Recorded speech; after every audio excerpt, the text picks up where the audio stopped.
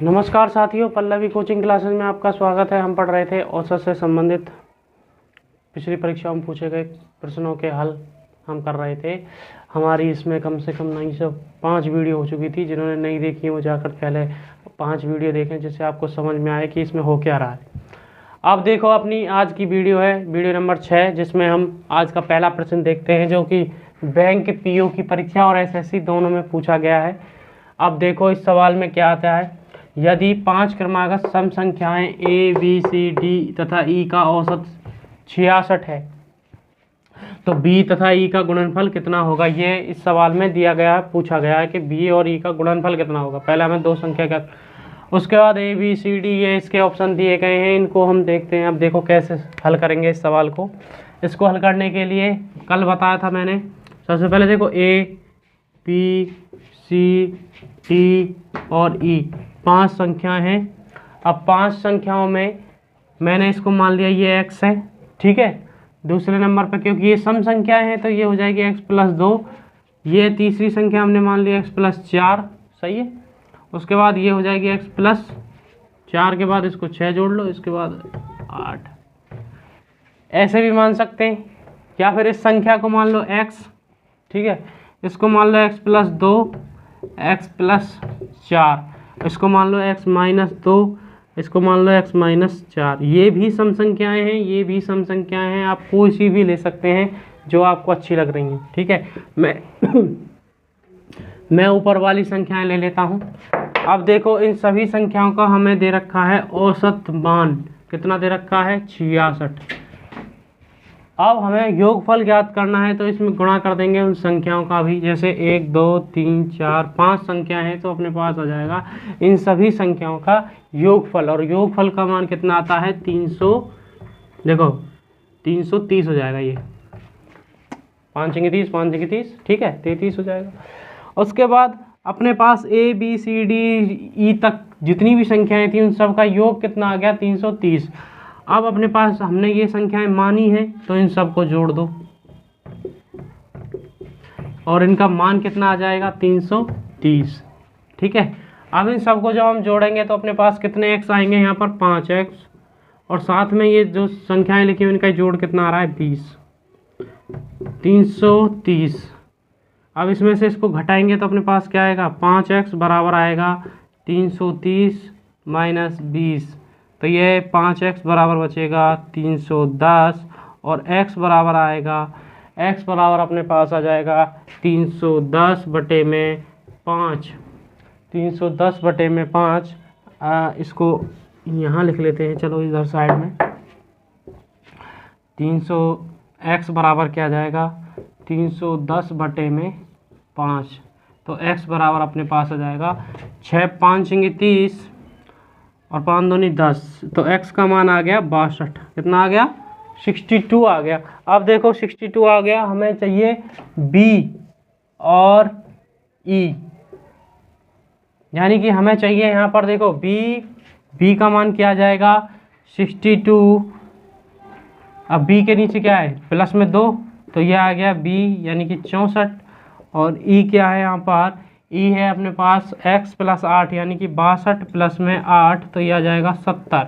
इन दोनों का हमें गुणा करना है, तो गुणा करने के लिए देखो 64 × 70 इनका गुणा करेंगे तो अपने पास आ जाएगा 7 चौक 28, हासिल लगी 2, 7 छिंग 42 और 2 42 और 2 44, तो ये आएगा अपने पास 4480। इसका आंसर आ जाएगा। अब देखो कौन से ऑप्शन में है, ये कौन से ऑप्शन में है, इनमें से कोई से ऑप्शन में नहीं है, तो हम क्या लगा सकते हैं, इसका आंसर क्या आ जाएगा, इनमें से कोई नहीं, क्योंकि अपना आंसर बन रहा है 4480। अब बढ़ते हैं, अगर आपको ये सवाल समझ में आ गया हो तो इसको एक बार देख लीजिए और फिर बढ़ते हैं अपने नेक्स्ट सवाल की तरफ। अब बढ़ते हैं अपने दूसरे सवाल की तरफ। इसमें दिया गया है ए बी सी तथा डी 4 क्रमागत विषम संख्याएं हैं जिनका औसत 42 दे रखा है। तब हमें b तथा d का गुणनफल ज्ञात करना है कि कितना होगा। और ये सवाल अपना पूछा गया है बैंक पीओ की परीक्षा में, ठीक है। इसको अपन हल करते हैं। देखो इसको हल करने के लिए अभी पिछला सवाल इसी की तरह ही किया था अपन को। अपन ने इस पिछला सवाल है जो इसी की तरह किया है। इसमें क्या है, इस सवाल में देखो, इस सवाल में दिया गया है A plus B plus C plus D, यानी कि 4 संख्याओं का औसत दिया गया है अपन को 42, लेकिन हमें इनका योगफल निकालना है यहाँ पर। तो योगफल निकालने के लिए क्या करेंगे, 4 का गुणा कर देंगे, ठीक है, क्योंकि 4 संख्याएं हैं। तो ये अपने पास बनेगा 4 दूनी 8, 4 चौक 16, ये आ गया 168। इन सभी संख्याओं का योग आ गया अपने पास।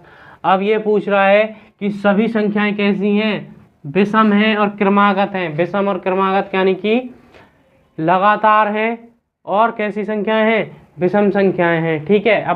अब देखो इन संख्याओं को हम मानते हैं x के रूप में। अब ये कह रहा है कि विषम संख्याएं हैं, विषम संख्या क्या होंगी, तो हम मान लेते हैं कि ये 4 कैसी है, लगातार विषम संख्या है। तो विषम संख्या मानने के लिए देखो, ये तो हो गई सम संख्या, ठीक है, 2x, यानी कि ये क्या है, एक सम संख्या है। सम संख्या में अगर मैं 1 जोड़ देता हूं तो ये क्या बन जाएगी, एक विषम संख्या बनेगी, ठीक है। दूसरी संख्या मैंने ले ली यहाँ पर 2x प्लस 3, इसी प्रकार 2x प्लस क्या कर सकते हैं इसको 5, और 2x प्लस 7, 1 3 5 7, ये सभी क्या हो गई अपनी विषम संख्याएं। कितनी विषम संख्या ली है अपन ने, 4। इन चारों का अब मुझे योग निकालना है। तो योग निकालने के लिए क्या करूंगा, इनके बीच में प्लस लगा देते हैं इस प्रकार से, और इनका योग क्या आ रहा है 168, हमें निकाल लिया था पहले ही। ये a का मान है, ये b का मान है, ये c का मान है, और ये d का मान है। तो अब देखो यहाँ से मैं x का मान निकाल सकता हूँ आराम से। तो ये कितने हो जाएंगे, 2 4 6 8, 8 तो x बन गए, प्लस 1 3 4, 4 5 9 और 7 16, 16 अपने पास आ जाएंगी संख्याएं, और 168। अब 16 को इसमें से घटाएंगे तो अपने पास क्या बचेगा, देखो 8x बराबर 168 माइनस 16, तो ये बचेगा अपने पास 8x बराबर 2 152। तो x का मान जब हम निकालेंगे तो 152/8 करेंगे, और इसको काटेंगे x 8 से, तो ये कटेगा 8 एकम 8, और ये 19 बार कट जाएगा, क्योंकि 72 बचेगा, 9 8 72, ठीक है। अगर x का मान अपने पास 19 आ गया है, तो अब देखो b का मान क्या बनेगा। यहाँ पर b का मान देखो इस प्रकार से बनाएंगे, b बराबर अपने पास निकल के आएगा 2x प्लस 3, ठीक है।